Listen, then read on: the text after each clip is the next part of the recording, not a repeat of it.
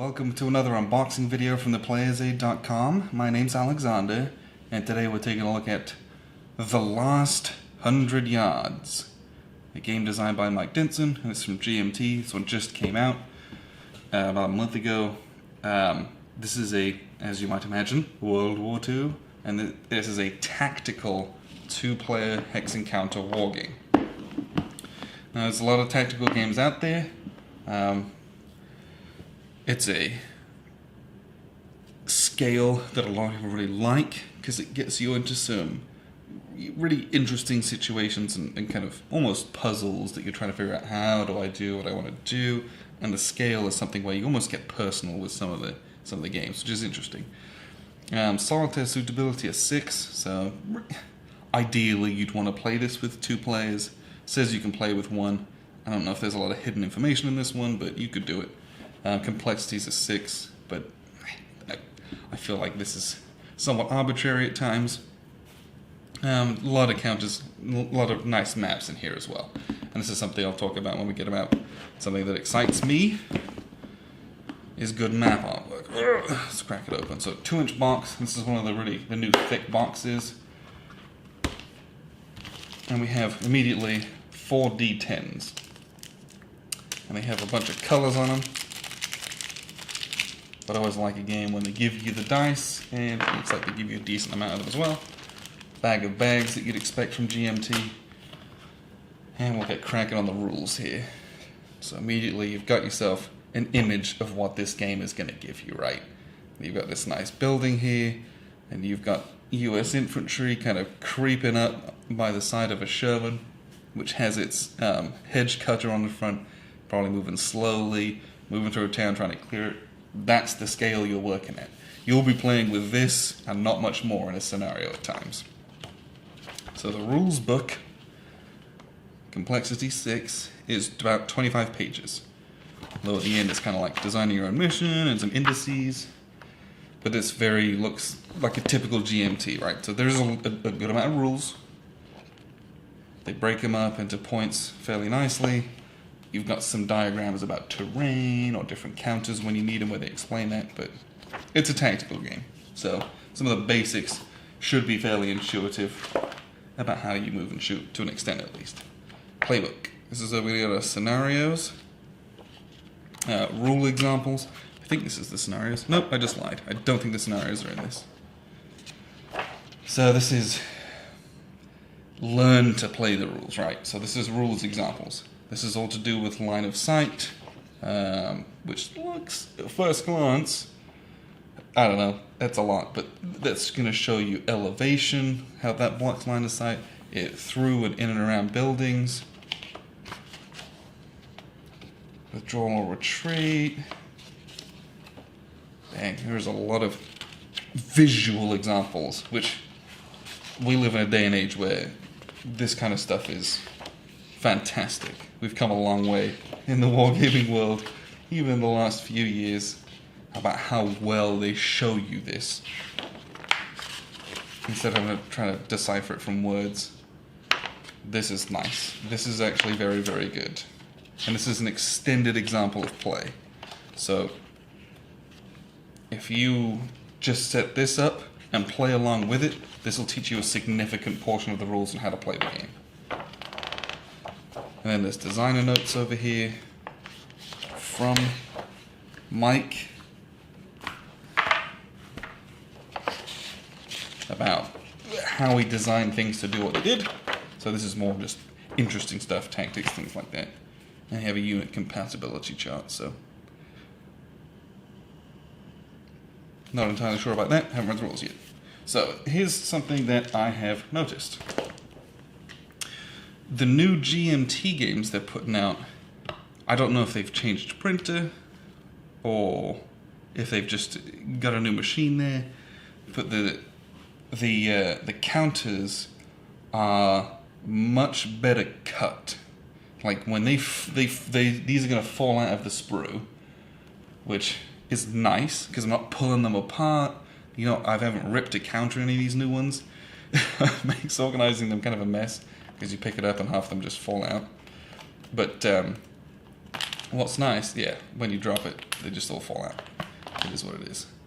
But what I like about it is, now I clip a lot of my counters, but some of these new ones, I don't feel like I need to.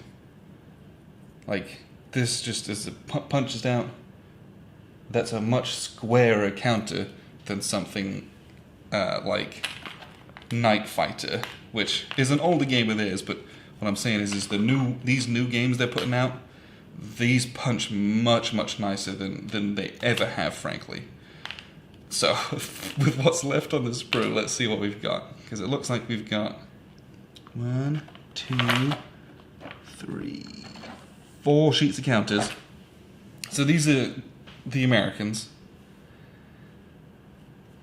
And you can see here, there's really nice detail on the little pictures. There's a lot of numbers and superscripts and colors here. So there's going to be some nuance with the rules and what they all mean.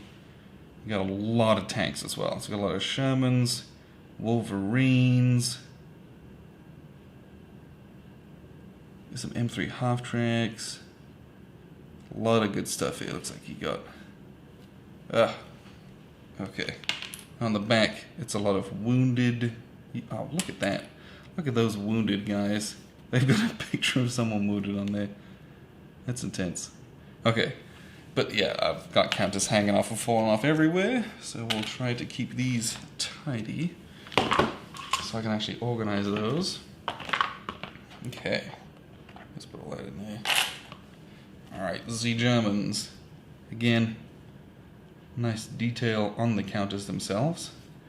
And then we have Panthers, Panthers, Stug 3s, Tiger,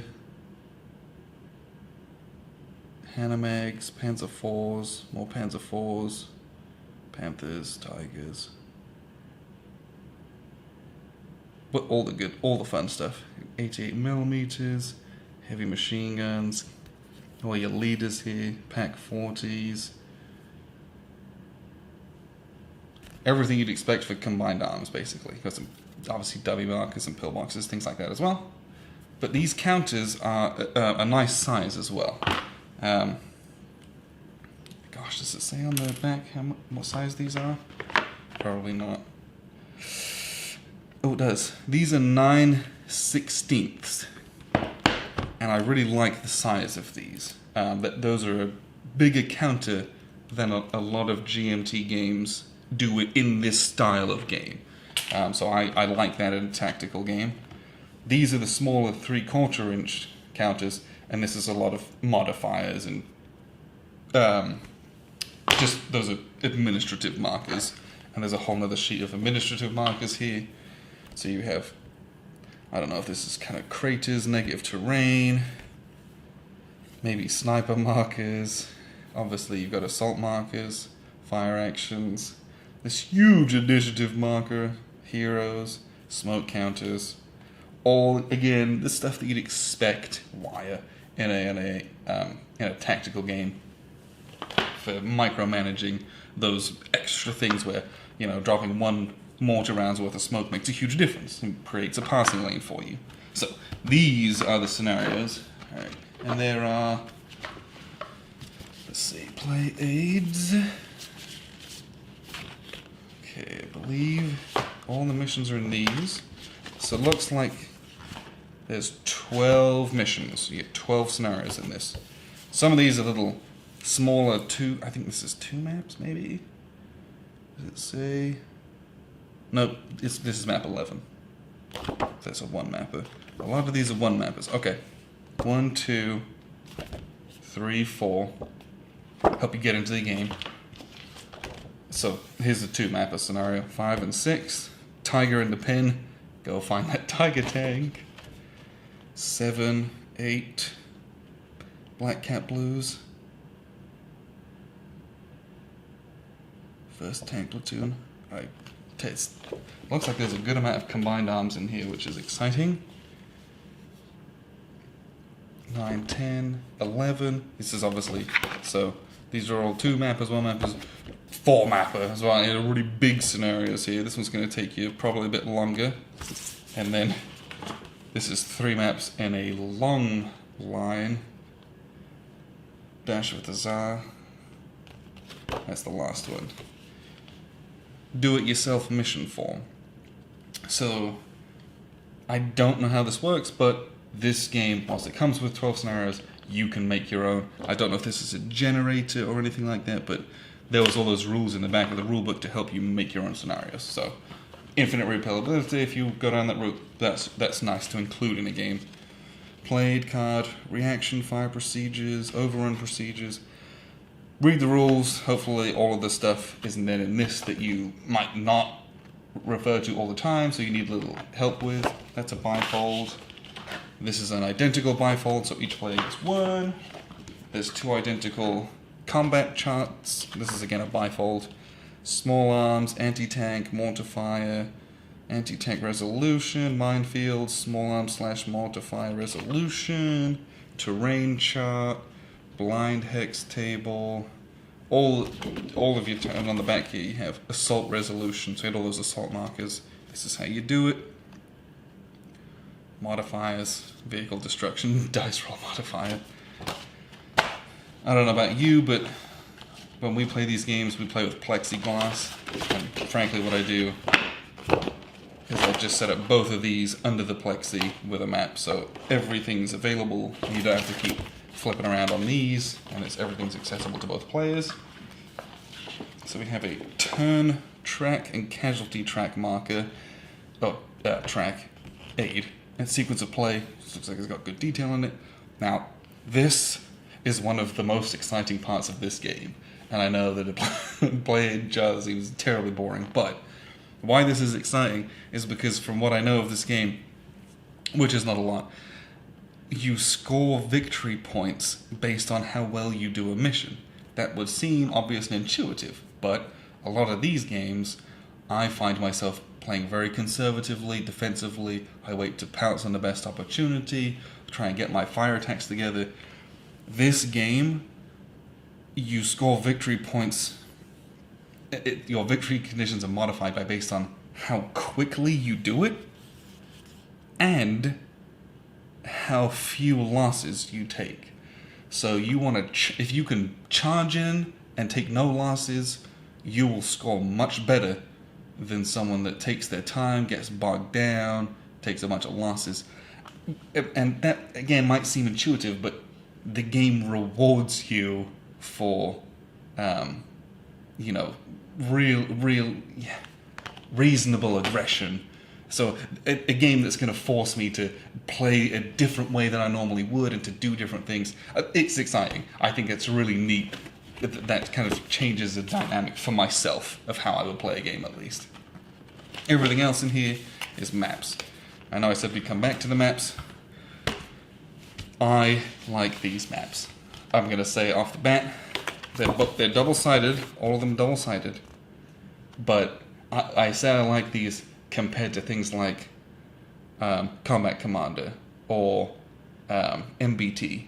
Now, there's nothing inherently wrong with those. They are incredibly functional and easy to look at. But damn it, sometimes it's nice to have a nice looking board to push your counters around on. And these have really it's just cool artwork. I like a good looking game. This reminds me to an extent of, the Conflict of Heroes style maps. It's bright, it's vibrant, it's got semi-realistic, artwork on it. It's just nice. So you got this nice town in the middle.